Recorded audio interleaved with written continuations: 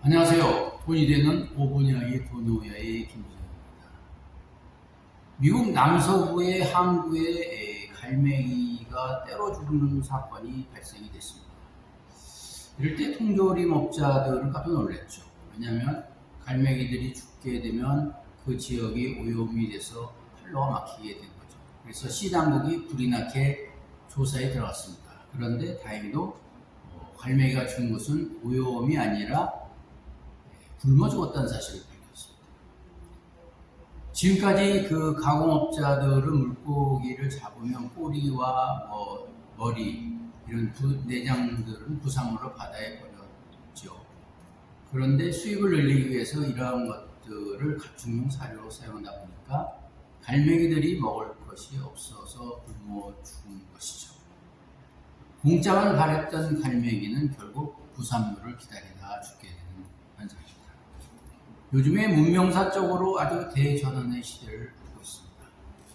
이전에 차가운 이성과 그리고 그것은 부족하고 따뜻한 공감이 필요한 시대가 된 거죠. 그래서 소위 뷰카 시대라 이렇게 얘기합니다.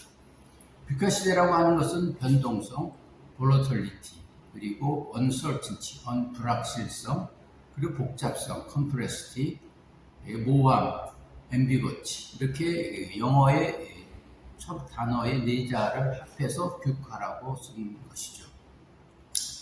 이 바로 뷰카 시대라고 하는 것은 바로 문명사적으로 최종 목표는 지속 가능한 발전을 대고 있죠.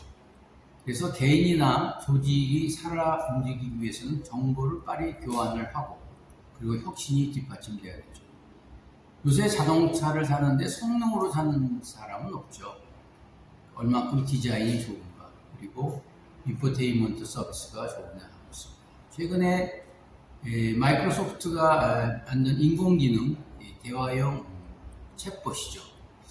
이 뉴스가 벌써 기사를 쓰고 보고서를 쓰고 하고 있습니다. 구글의 검색 기능을 대체할 가능성으로 구글이 깜짝 놀라고 있죠. 벌써 AI 버전인 GPT-4가 나왔는데요. 이것이 일본의 의사 국가시험을 합격했다는 소식을 하고 있는데요. 2018년부터 22년도까지 5년 동안 일본 의사시험을 풀어본 결과 GPT-4는 합격을 했다고 해요. 그리고 미국 변호사 시험도 상위 10%에 들어갔다고 합니다. 생물학 경시대에서도 상위 1%에 드는 그런 아주 능력을 보여준 것이죠. 물론 챗GPT의 한계도 있습니다. 정보의 진위가 어렵고 기술적으로 거짓된 게 많죠. 한 10개 하나가 많다고 합니다. 신뢰할 수 없죠. 특히 잘못된 정보로 인해서 그 국가의 정치 시스템에 커다란 불신을 가져올 수 있는 아주 위험하긴 하지만 그러나 이 시대적인 흐름을 이 챗GPT를 막을 수는 없겠죠. 이미 인공지능은 IBM에서 만든 왓슨이 환자의 상태를 만드는 결과를 했고요. 블랙스톤 디스커버리라는 그 미국의 법률 인공지능이 150만 건의 서류를 분석해서 판례나 법무자료를 해서 향후 인간과의 시너지를 나타내고 있죠.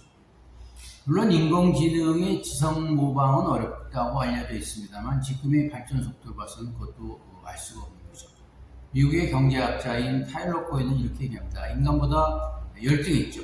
그 시작하다가 인간과 동등하고 다음에 인간을 보조하고 다음에 인간을 대체해가는 그런 4단계로 할 것이다.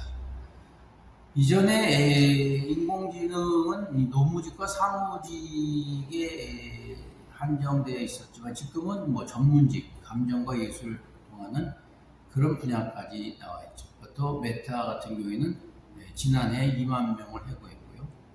조만간 자율주행차가 나오게 되면 운전자, 정비사, 보험사, 종시자들이 일자리를 빼앗기게 되죠.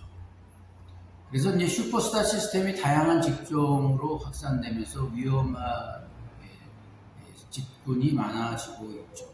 그리고 특히 평균의 시에는 지났다라고 얘기합니다.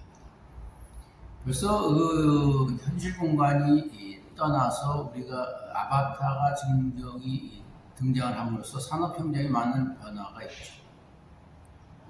아마존 같은 경우에는 운송 로봇 키바가 물류를 담당하고요. GE 같은 경우에는 풍력 발전소의 기둥과 날개를 기어오른 로봇이 대신하고 있죠. 그래서 이제 인공지능이 발전됨에 따라서 그럼 인간의 일은 어떻게 되느냐? 굉장히 어렵게 되고 있죠. 물론 인공지능으로 인해서 새로 생겨나는 일은 있겠지만 그것은 현재 있는 사람이 돌아오는 것이 아니라 그 업무를 새로 하는 접한 사람의 것이고 분명히 없어지는 직업이 생기게 되죠. 그렇다고 해서 모든 것은 없어지는 것이 아니라 바로 전문가가 사라지는 것이 아니라 누구나가 전문가가 될 수 있는 시대가 되었다라고 보고 있습니다.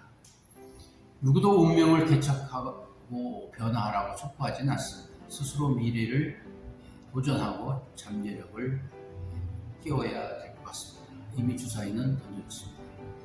결국 미래 예측을 가장 좋은 방법은 미래에 직접 뛰어드는 것이 아닌가 생각합니다. 감사합니다.